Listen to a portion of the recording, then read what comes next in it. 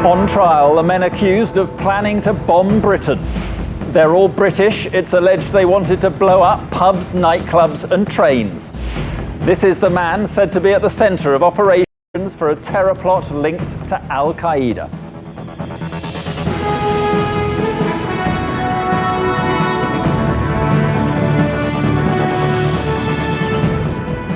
The prosecution claims the well-advanced plans were hatched in training camps in Pakistan. Tonight, all the details from the first day of a dramatic trial.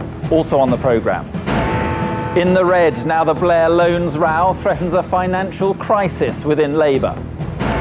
Ethnic cleansing, a special report on the forced exodus from Burma, one of the world's most secretive societies.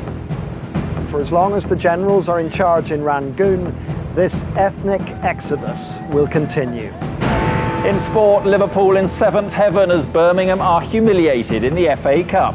And too small, Big Jack's controversial verdict on the new Wembley Stadium. In the East Midlands, caught in the act, real-life action hero Mark Fretwell pinned down the burglars who tried to steal from his home. All the details on the way.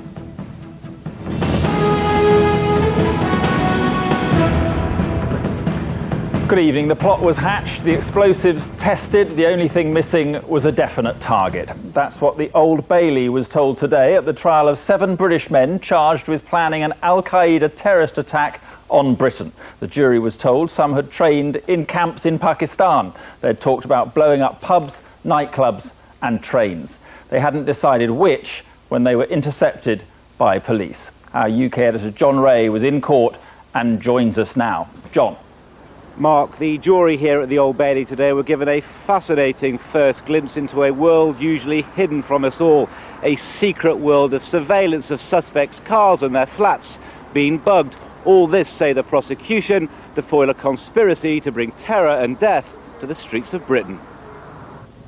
March 2004 and police seized 600 kilograms of ammonium nitrate from a West London lockup. A component part of explosives, claimed the prosecution, and a component too in a plot to bring terror to Britain. The Old Bailey was told that they were known by co-conspirators as the Crawley Lot, an unremarkable name for men dedicated, it is alleged, to deadly deeds. Opening the prosecution case today, David Waters said the allegation is that they played their respective roles in their plans to acquire the ingredients necessary to manufacture a bomb or bombs, which would be deployed at the very least to destroy a strategic plant, or more realistically to kill and injure citizens of the United Kingdom. But if the aim was to cause death and destruction in this country, then according to the prosecution this was a plot planned and prepared in Pakistan, with some of the defendants even boasting of working for the Al-Qaeda High Command. There are 7 on trial, the youngest 19, the oldest 34 tomorrow. 24-year-old Omar Khayyam at the centre of events, and it's claimed an international network, including this man, Mohammed Barbar. In America, he's already pleaded guilty to terror offences. He is a US citizen, but a jihadist too, who moved to Pakistan within days of 9/11. There, say the prosecution, he met 6 of the Britons, became an accomplice as they attended terror training camps and practiced with ammonium nitrate explosives, Mr. Waters claimed. Khayyam told Barbar that he wanted to do operations in the UK. He then referred to potential targets, pubs, nightclubs or trains. Khayyam's motivation was clear. The UK was unscathed. It needed to be hit because of its support for the US. Security services placed a listening device in Khayyam's car, bugged flats the defendants used, and the jury was told captured some of their movements on CCTV.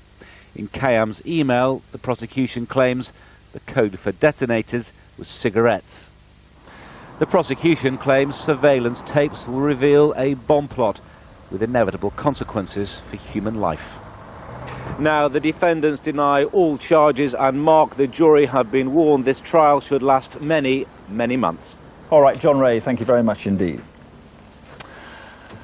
Labour's old guard, in the shape of its National Executive Committee, wrestled back control of the party's finances today from the Prime Minister. But that isn't the end of the loans row, and as our political editor Tom Bradby reports, it's all left the party facing a financial crisis. Raising money the old way. Hard as it seems to believe now, this is Michael Foot and Dennis Healy on, yes, you guessed it, a sponsored walk. How very, very far away that seems from this, the murky world of secret multi-million-pound loans. The allegation now, of course, is you pay your bung and get your peerage. So just check out how absolutely livid the men who offered the money are. But you categorically didn't ever at any stage ask or suggest that you would like it or it would be nice? Absolutely. And they never offered or suggested? Absolutely not, okay?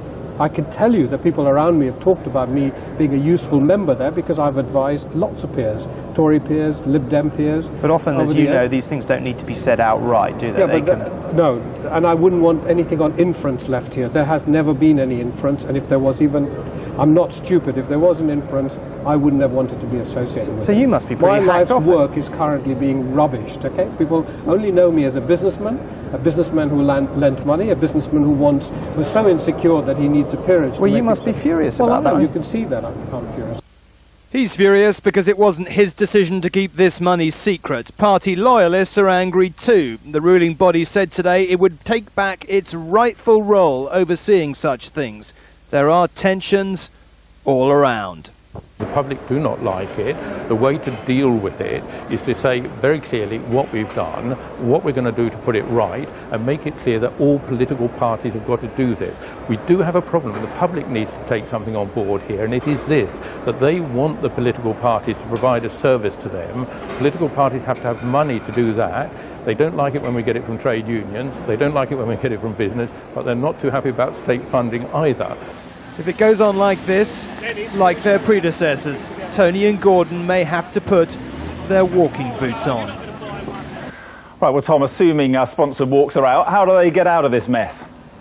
Well, I know I was poking a bit of fun there, Mark, but I can tell you the Labour's leaders are absolutely not laughing about this tonight. I'm told that quite a part of that National Executive meeting was taken up discussing the enormous problems the party faces. Just think about it for a second. If they needed to borrow £14 million immediately before and after the election, they're going to have to pay that back, since it's becoming apparent that a lot of people who loaned the money want the money back. In addition to which, they've got to go out and raise new money for new elections and all the rest of it. Now, just think about it. In the current climate, if you're sitting at home tonight, you're very rich, you were thinking about giving the party some money, are you going to be tempted at the moment?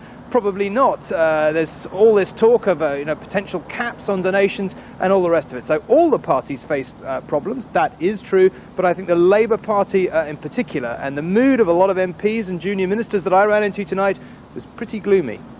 OK, Tom, thank you very much indeed.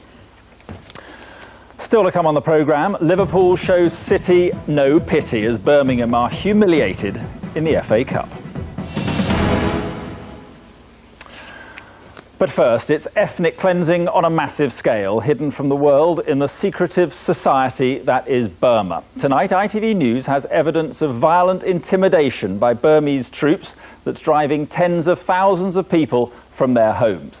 Burma is ruled by a military junta that suppresses democracy and human rights. The leader of the main opposition party, Aung San Suu Kyi, has been in prison or under house arrest for 10 of the last 16 years. The army is involved in a long-running war with rebels in Karen state, and in revenge is attacking ordinary villages there, driving people into Thailand. Our Asia correspondent, John Irvine, made his way secretly into Burma for this exclusive report. This river is the escape route used by many of those fleeing the dangers of Burma for the safety of Thailand. Only we were backtracking, making the journey in reverse, heading into Burmese territory to try to find some of the poor souls leaving persecution behind. Soon after setting foot inside the secretive country, we came across these people, men, women and children. They were tired and hungry after abandoning their villages and trekking for 10 days through jungle to reach the river and the brink of sanctuary. Through an interpreter, they explained how the Burmese army had taken over their communities, forced them to work, stolen their food and destroyed crops. They must have been frightened. He said they were terrified, but by the grace of God had made it this far. Ethnic cleansing in Asia. This family has just heard that the Burmese army is heading for their village. So they must join the ranks of the displaced, already more than 1 million strong. Their largely unseen plight has been recorded by a missionary group called the Free Burma Rangers. This footage shows the aftermath of a visit by the army. More than 3,000 villages have been destroyed. To prevent people returning, the soldiers often plant landmines, some of which are found before it's too late, and some of which are not. From a hiding place, one brave cameraman managed to take these pictures of Burmese troops. He filmed villagers press-ganged into road building. There is also pictorial evidence of murder. Ever since Britain left Burma, guerrillas in the ethnic regions have been fighting for independence. The army has tried to drive a wedge between them and the civilian population, but from what we could tell, it's an unsuccessful ploy. Those leaving Burma were glad to have the protection of the rebels on the way out of their homeland.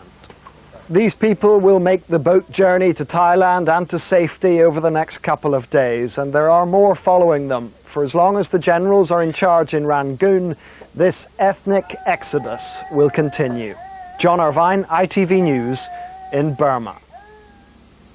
His voice haunted a generation of young women, and today police revealed the techniques they used to trap, finally, the man who pretended to be the Yorkshire Ripper.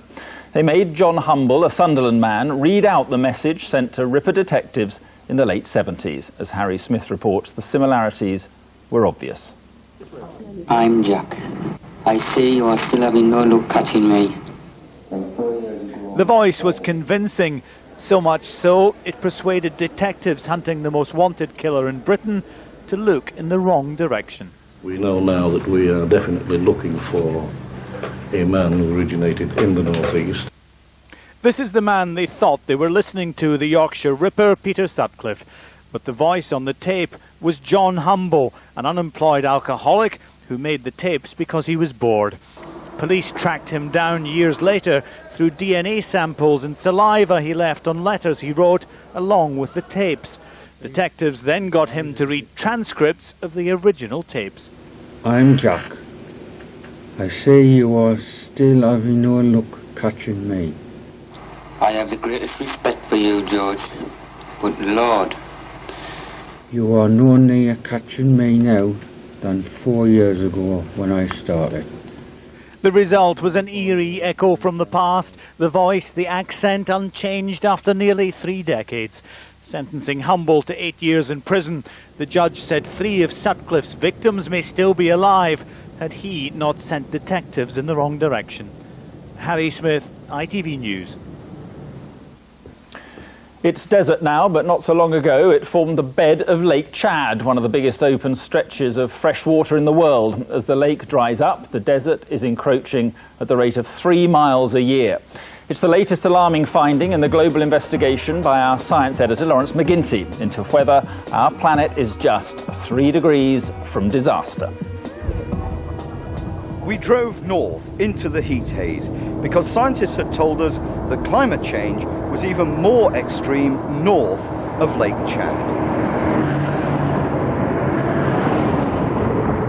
Less than an hour's drive away from the lake, over rough roads, we came across these nomadic herdsmen.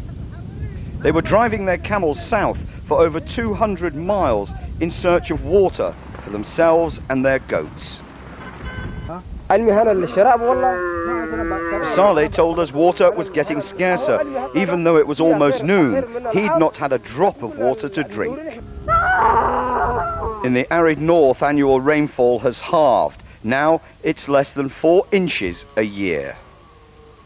All along the northern shores of Lake Chad, there's a battle going on, and the desert is winning. These dunes weren't even here 6 months ago.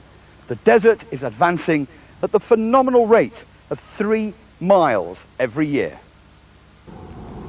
But the pitiless advance of the sand dunes has not passed unchallenged.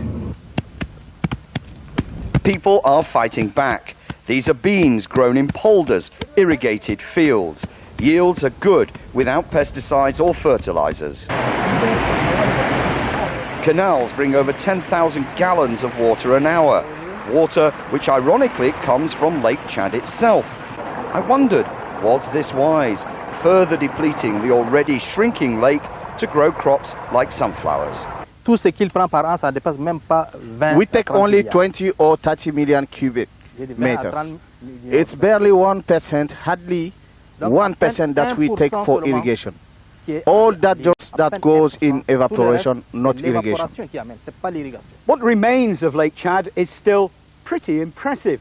You can barely see where the water ends and the sky begins.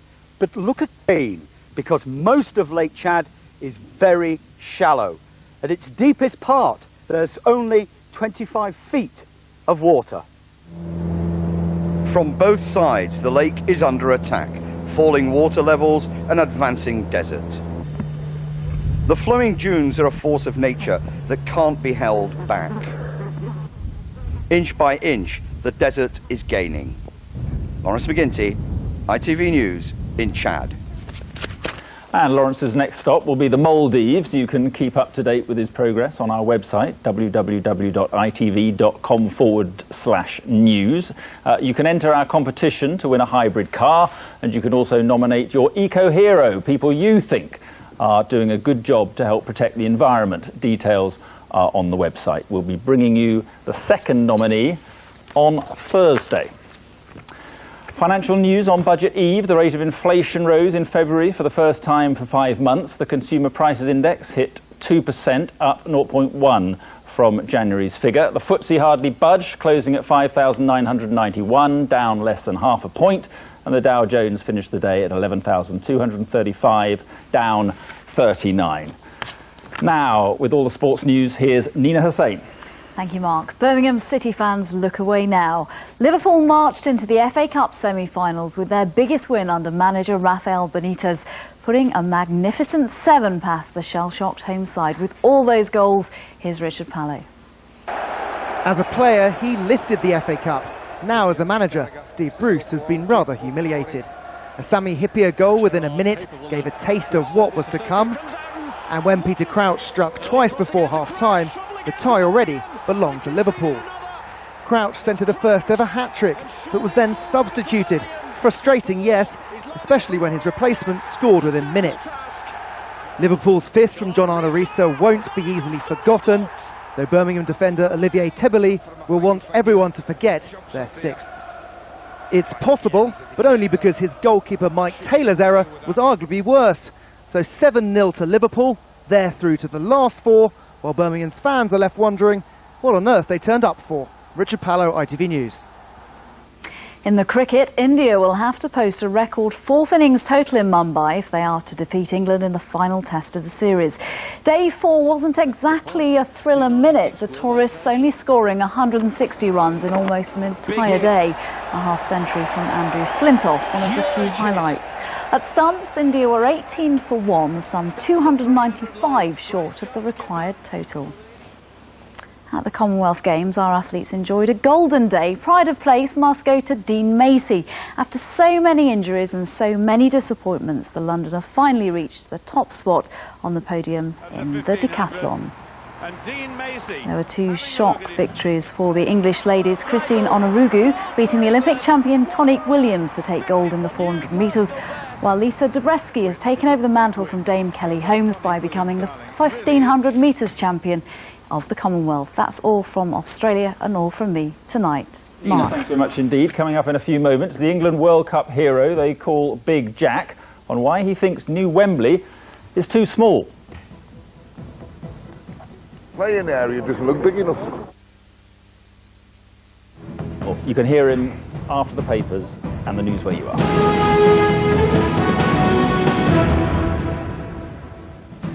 Good evening, you're watching Central News for the East Midlands.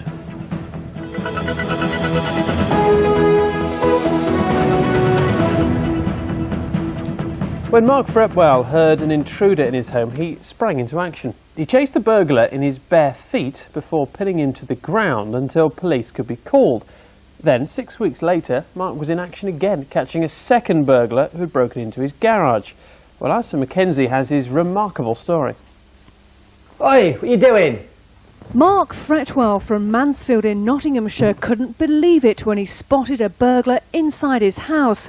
He jumped into action. Wearing just his socks, the chase began through several streets in search of the man who dared to steal his belongings. With the help of a friend, he eventually cornered the burglar and pinned him to the ground. This is where I held him down. There was a large crowd gathered. There was no way he was getting away until the police arrived. 6 weeks later, and Mark spotted another man rooting around in his garage at the back of his house. He went into action once again. First, Mark challenged the intruder with a piece of wood, which he then put down. Within seconds, he'd knocked the man from his feet and tied up his hands with dressing gown cord. He held him until the police arrived. Detectives have praised Mark for what he did. He didn't put himself in danger. He's got to meet with him. They've actually just sat on the one until the police arrived. He's done everything right, but I don't recommend everybody does it. You can see the type of young man he is. Clever, fit. That's the sort of person that can respond, but even he's responded with a measure of self-control. I work hard for what I've got, and I don't know, I'm not going to let no one just take it. I work 6 days a week and 2 nights, I'm not having it. This is my property, and no one's taking it. Burglar James Carroll was jailed for 3 years at Nottingham Crown Court. Future burglars, beware. Mark Fretwell is on your case. In Mansfield, this is Alison Mackenzie for Central News. A couple whose children were killed in a house fire have been jailed for what the judge called their utter selfishness. Jeremy and Nathan Miller died from severe burns after they were locked in an upstairs bedroom by their parents. Lindsay and Scott Miller from Northampton now face 2 years and 12 months respectively behind bars for child cruelty. The judge rejected claims that their low intelligence was a factor in the boys' deaths. When the incident first happened, I'd have happily seen them get 10 years each. That was the anger that I'd got inside me. Now I'd like to see someone take social services to task. Let's get the people out who didn't take any notice of what was being told to them. While Northamptonshire Social Services told Central News they've done a review of this case and will shortly be publishing a report into what went wrong. 3 people have been convicted of negligence following the death of an 11-year-old on a sailing holiday in Greece. Laura Morgan from Woodborough in Nottinghamshire drowned during a family holiday on the island of Lefkada. She was dragged underwater when the trapeze harness she was wearing became trapped. Today, 2 men and a woman who worked for Sunsail were sentenced to 18 months in jail and suspended for 3 years. 2 other members of staff were found not guilty. Sport now. Nottingham Council has announced plans to redevelop the National Water Sports Centre. Holme Pierpont has produced a host of Olympic champions, but its future was thrown into doubt 3 months ago when Sport England revealed it was cutting funding.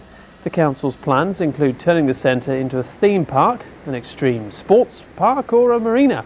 The news which came as quite a shock to the Cambridge Rowing Club, who were training there today. There aren't many rowing lakes in the country, and I think it'd be very bad for the sport. I myself used to train and race here for years, and it was a real centre of excellence, I think, for a long time, and very well respected in the rowing community, so it's very disappointing. Derby County's Director of Football, Murdo Mackay, has announced he's leaving the club. Mackay took on the role 2 years ago, but has endured some turbulent times at Pride Park, including the departures of managers George Burley and Phil Brown. And there's just time to tell you the result of our Central Extra poll. We asked, are we too soft on benefit claims? 88% of you said we are, with 12% voting no.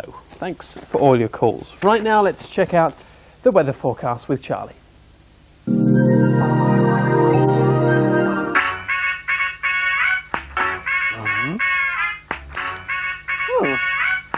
Central weather with BMIBaby.com. Hi there, quick, go put the lecky blanket on. It's going to be a bit of a chiller tonight. In fact, tonight and tomorrow night, really, really frosty. Temperatures getting as low as -3, -4, the odd spot even perhaps getting down to -5.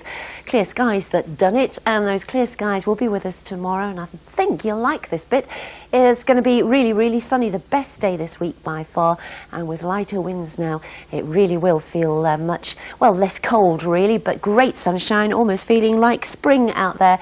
That is the best day this week. It is the only one with sunshine from beginning to end. You really must enjoy it. Bye-bye.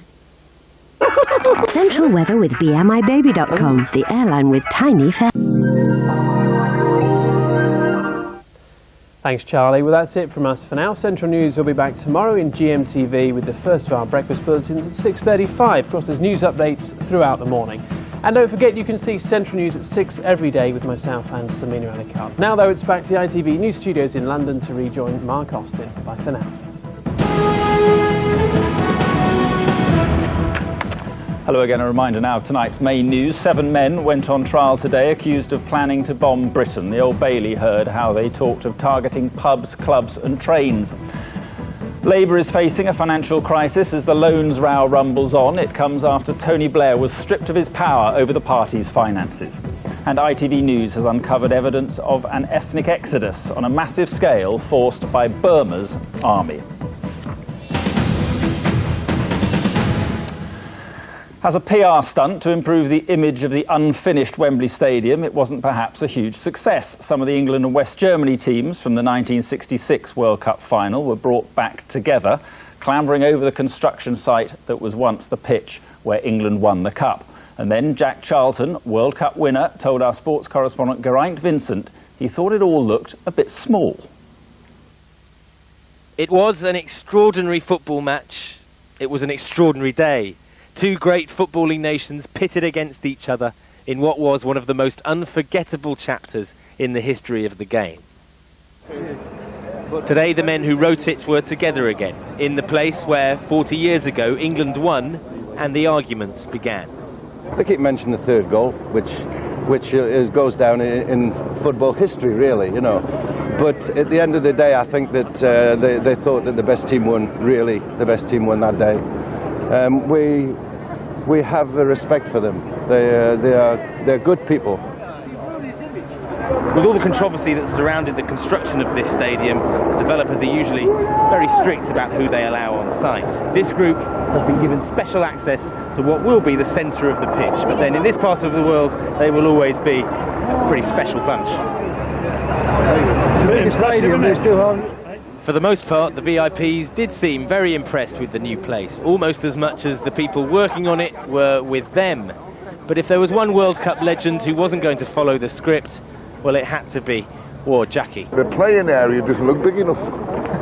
It doesn't. It's not big enough yet. Well, if you put a ball at that in, I'm sure I can kick it to that in. Which you're not supposed to do. Well, you can't please everybody.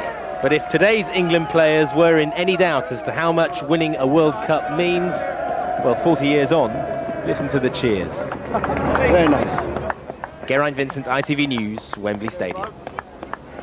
Time for a quick look at the papers. The Sun's headline, "Plot to Kill You," is about the gang on trial for allegedly having links to Al-Qaeda and planning a string of UK bombings. The Daily Express urges Chancellor Gordon Brown on Budget Day to abolish inheritance tax. The paper calls it a golden opportunity to lift the swingeing death duty hitting 1 in 3 households. The Telegraph leads on Scotland Yard investigating whether Labour sold peerages. The paper claims 5 out of the 12 businessmen want their money back now. And the Times reports that thousands of us are at risk after the Food Standards Agency dropped its restrictions on salt in food. The paper claims the plans are endangering the lives of 15,000 people a year. There we are, those are tomorrow morning's headlines. That's tonight's news from me and from all of us here. Good night and thank you for watching.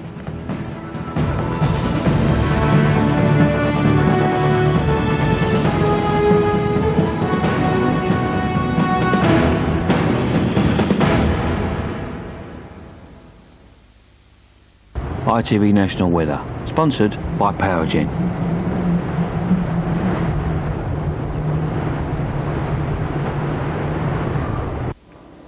Hello again, good evening. Snow continues across the far north and northwest of Scotland as we move through the night, and some fairly heavy snowfalls in places as well, so watch out if you're getting out and about on the roads. But elsewhere, as you can see, a very chilly night indeed. Under those clearing skies, do expect a widespread frost and temperatures dropping well below freezing.